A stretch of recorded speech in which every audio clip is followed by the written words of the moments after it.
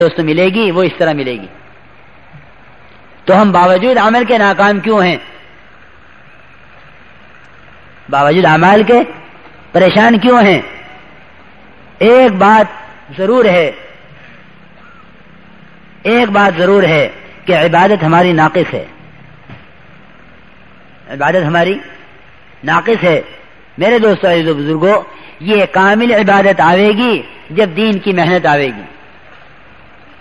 اس لیے کہ سنت اللہ یہ رہی ہے کہ نبی آئے، دعوت آئی، دین آیا. نبی گئے، دعوت گئی، دین گیا. ہر زمانے میں یہ ہوا. ہر زمانے میں یہ ہوا کہ نبی آئے، دعوت آئی، دین آیا. نبی گئے، دعوت گئی، دین گیا. جب دین کی محنت چھوڑ دی جاوے گی تو بے دینی ہر راستے سے آوے گی. ہر راستے سے بے دینی آوے گی.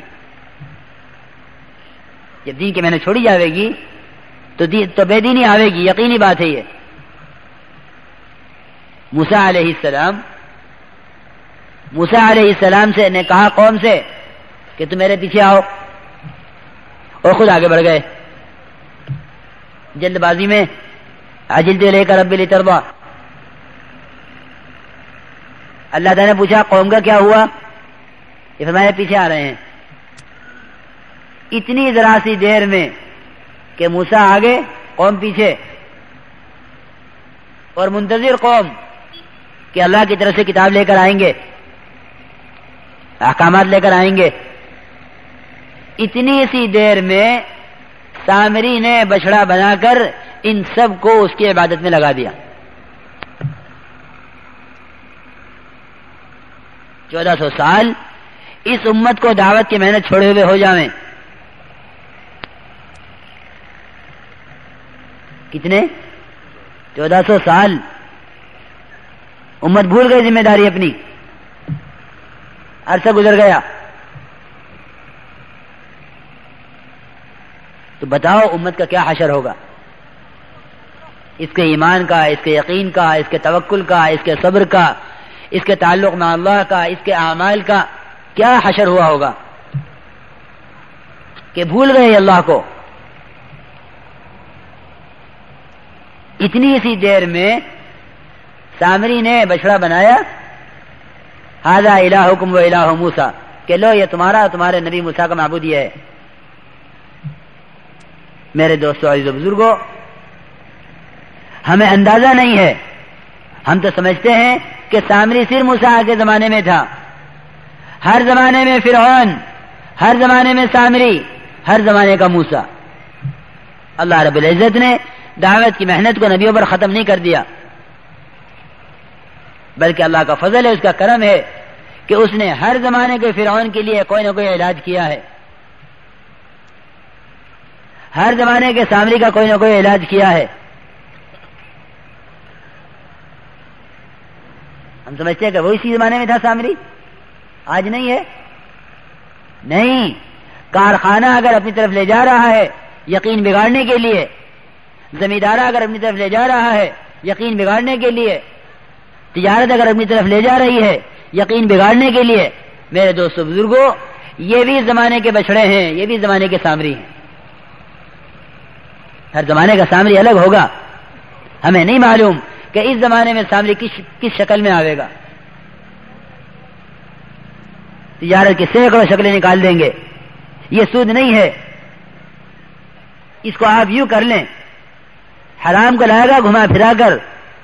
مولانا صاحب فرماتے تھے، مولانا صاحب رحمۃ اللہ علیہ فرماتے تھے کہ ایک آدمی حرام کما کے بیوی بچوں کو کھلاوے اس میں، اور ایک آدمی گلی میں سے خنزیر پکڑ کے بچوں کو کھلاوے، دونوں میں کوئی فرق نہیں ہے. ان دونوں میں کوئی فرق نہیں. حرام کما کے کھلا رہا ہے یا خنزیر کاٹ کے کھلا رہا ہے، ان دونوں میں کوئی فرق نہیں ہے. یہ بھی حرام ہے، خدا کی قسم یہ بھی حرام. کہ سودی کاروبار کو اس کی وہ شکلیں اور وہ شقیں طرح طرح کی نکال لیں گے کہ یوں کہا جائے کہ ہاں یہ یوں نہیں ہے، یہ یوں ہے. جناب رسول اللہ صلی اللہ علیہ وسلم نے اسی کو فرمایا ہے کہ تم جب غلط لوگوں کی مان کر چلتے تھے تو تم ان کی عبادت کیا کرتے تھے. عدی بن حاتم رضی اللہ تعالیٰ عنہ سے جناب رسول اللہ صلی اللہ علیہ وسلم نے یہی فرمایا تھا, اے عدی تب تو تم ان کی عبادت کرتے تھے کہ وہ تمہیں حرام کو حلال کہیں تو تم اسے حلال سمجھو, وہ تمہیں حلال کو حرام کہہ دیں تو تم اسے حرام سمجھو, تب تو تم ان کی عبادت کرتے تھے. میرے دوستو عزیز بزرگو, اللہ کے خزانوں سے کامیابیاں لینے کے لیے اللہ تعالی نے اپنے اوامر دیے ہیں کہ ہمارے خزانوں سے استفادہ کرو ہمارے اوامر کے ذریعے سے. تو جب امت دعوت کی محنت چھوڑے گی سب سے پہلے اس کے یقین پر اثر پڑے گا. سب سے پہلے زوال آئے گا اس کے یقین پر, سب سے پہلے بگڑیں گے اس کے عقائد, سب سے پہلے بگڑیں گے اس کے عقائد کہ ہر اللہ کا غیر اسے اپنی طرف بلاوے گا, ہر اللہ کا غیر اسے اپنی طرف بلاوے گا. اس لیے یوں کہیں کہ مدینہ منورہ میں ایسا ماحول بنایا گیا تھا اس دعوت کی محنت کے ذریعے سے. دعوت سے ایمان تھا, ایمان سے اعمال تھے, اعمال سے اللہ کی رضا تھی, اللہ کی رضا سے کامیابیاں لیتے تھے. دنیا میں کامیاب, آخرت میں گئے تو بڑی بڑی جنتوں میں کامیابیاں, کہ دنیا میں ہم کامیابی دیں گے ایمان اعمال صالحہ پر دنیا کی زندگی میں, اور پھر اس کا بدلہ دیں گے آخرت میں, بدلہ اس کا دیں گے آخرت میں. تو یوں کہیں کہ مدینہ منورہ کو ایسا بنا کے دکھلایا تھا کہ دیکھو یہ ہے مسلمان, یہ ہے اسلام, ان کے بازاروں سے تجارت کا اسلام دیکھ لو, ان کی عدالتوں سے انصاف کا اسلام دیکھ لو, ان کے گھروں سے معاشرے کا اسلام دیکھ لو, ان کی مسجدوں سے عبادات کا اسلام دیکھ لو, ان کے آپس کی ملاقاتوں سے ان کے اخلاق کا اسلام دیکھ لو. ہر جگہ سوق المسلمین کا مسلل المسلین, کہ مسلمانوں کے بازار کیسے, کیونکہ مسلمانوں کے بازار ایسے جیسی ان کی مسجدیں, مسلمانوں کے بازار کیسے جیسی ان کی مسجدیں, کہ دیکھو کہ مدینہ منورہ میں جو کہیں کہ اسلام پر کتاب نہیں لکھی گئی تھی, بلکہ ہر مسلمان سے اسلام ظاہر ہوتا تھا کہ یہ ہے اسلام. المسلم من سلم المسلمون من لسانه ويده, حدیث ہے المسلم من سلم المسلمون من لسانه ويده, کہ وہ تھا مسلمان جس کے ہاتھ سے مسلمانوں کی جان اور مال اور جس کی زبان سے مسلمانوں کی عزت آبرو محفوظ تھی, وہ کہلاتا تھا مسلمان. کہ اسے مسلمان دیکھنا ہو وہ یہ دیکھ لو, جسے اسلام دیکھنا ہو وہ یہ دیکھ لے. المسلم من سلم المسلمون من لسانه ويده, کہ مسلمان کے ہاتھ سے اور اس کی زبان سے لوگوں کی عزتیں, ان کی جانیں محفوظ. ایک حسین لڑکی مدینہ منورہ میں آ کے ٹھہری اور یوں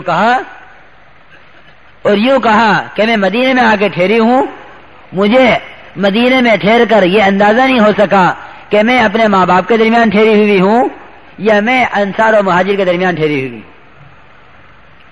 ایسا مدینہ کا ماحول تھا, امن و امان, کسی کو کسی سے کوئی خطرہ نہیں, اپنی جان کا یا اپنے مال کا یا اپنی عزت کا یا اپنی آبرو کا کوئی خطرہ کسی کو کسی سے نہیں, کہ ایسا اسلام کا قلعہ بنایا.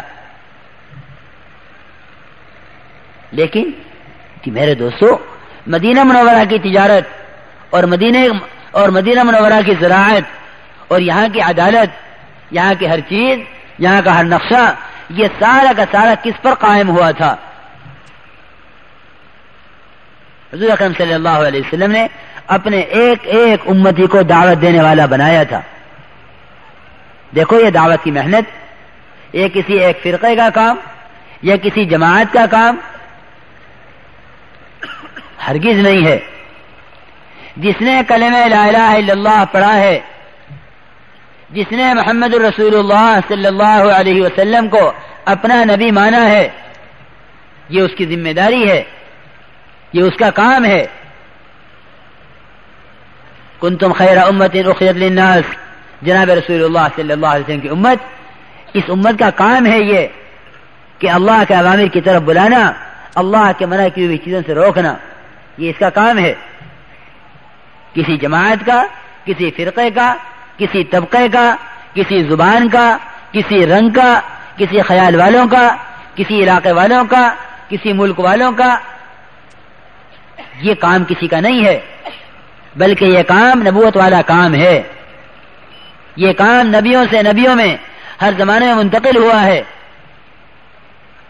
وَيَنْقُلَ أَحَدٌ نُورًا عَظِيمًا تَلَعْلَعَ فِي وُجُوهِ السَّاجِدِينَ تَقَلَّبَ فِيهِمْ قَرْنًا فَقَرْنًا إِلَىٰ أَنْ جَاءَ خَيْرُ الْمُرْسَلِينَ صلی اللہ علیہ وسلم، کہ دعوت کا کام نبیوں سے نبیوں میں ہر زمانے میں منتقل ہوتا رہا، اور یہ انبیاء علیہ السلام کی پیشانیوں میں یہ نور ہر زمانے میں چمکتا رہا، یہاں تک کہ نبیوں سے نبیوں میں کام منتقل ہوتے ہوتے جناب رسول اللہ صلی اللہ علیہ وسلم تک یہ کام آیا۔ پھر آپ نے اپنے ہر امتی کو دعوت پر اٹھایا۔ جو اسلام لاتا تھا سب سے پہلے تقاضا اس کی طبیعت میں اپنی قوم کو دعوت دینے کا ہوتا تھا۔